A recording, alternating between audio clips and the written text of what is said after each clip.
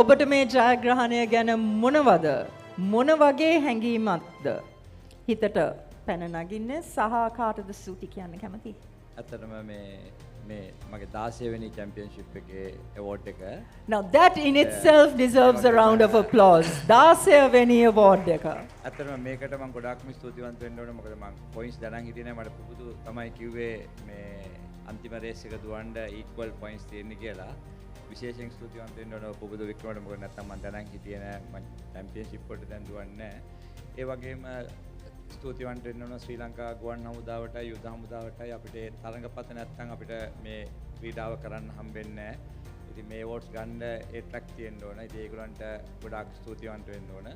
ඒ වගේම මගේ මෝටර රථ ඔක්කොම හදන්නේ නන්දසේන මෝටර්ස් එකෙන් නන්දසේන. ඒ වගේම Honda 1600 එක ටියුන් කරන්නේ ලැබ් 57 එකේ ආශාන් මල්ලි.